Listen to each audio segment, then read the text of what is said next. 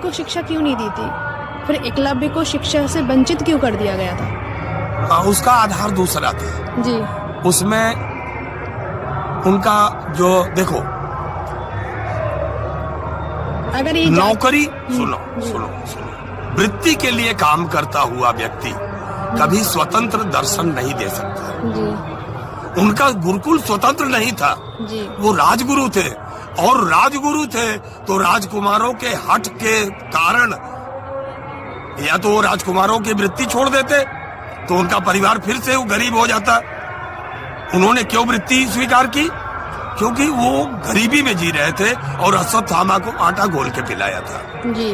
जो भी व्यक्ति वृत्ति में जी रहा है, जो अपने जीवन को बेच दिया है और किसी से तनख्वाह लेके जी रहा है, वो कभी सच नहीं बोल सकता। अगर देखना है तो जाइए जा करके एक एक अधिकारी को देख लीजिए। मैं जंतर मंतर में रहता हूँ और हमारे यहाँ IAS पैदल चलते हैं, यहाँ IAS कर रहे हैं। हमारा DM हमसे मिलने नहीं आता और हम तो उस मोहल्ले में रहते हैं जहाँ IAS पैदल चलते हैं और मेट्रो से घर जाते हैं। सही बात का जो ज्ञान बिक चुका है, वो जो ज्ञान बिक चुका है, बिके हुए लोग हैं। ये कथावाचक हैं जितने देश को ज्ञान को बेच दिए हैं और बेच के खूब अमीर बन रहे हैं, पर दूसरे को शिक्षा नहीं देते थे। जैसे महाराज जी ने बहुत ही सटीक उत्तर दिया कि द्रोणाचार्य बिक चुका था इसलिए दूसरे को दीक्षा नहीं दे सकता।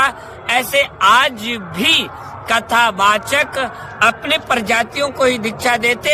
अगर वही शूद्र अगर पैसे वाला था, हमें एक जौनपुर का व्यक्ति एयरपोर्ट पर मिला, उन्होंने कहा हमारे गुरुदेव ब्राह्मण को देते थे पर मुझे ही केवल क्षत्रिय हूँ उन्हें दिए, तो हमने तुम्हें क्यों दिए?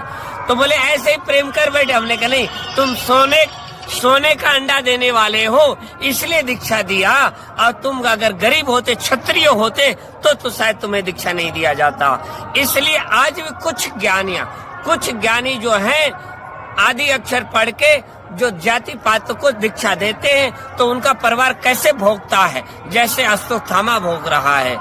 धन के लालच में देश विदेश जाई जाती है, कोई चमत्कार दिखाने के लिए जाई जाती है, और साधु ओरिजिनल है बाबा तुलसीदास, बाबा गोरखनाथ, बाबा कालिदास, रामकृष्ण परमहंस, बहुत ऐसे फकीर हैं जो भारत छोड़कर कभी गए नहीं, वही महान पुरुष हुए। जय श्री राम। जय श्री राम। बहुत सुंदर महाराज जी, बहुत अच्छा लगा। आपने अपने विचार इतने अच्छे रखे, शायद सटीकता से हमारे सनातन धर्म में जो युवा हैं वो अपने विचारों में उतारे, क्योंकि युवा ही वो पीढ़ी है जो भारत का भविष्य है। तो आप देख रहे हैं हमारे साथ में भारत के भविष्य सुधारने का एकमात्र उपाय है जी गुरुकुल और त्यागी गुरु।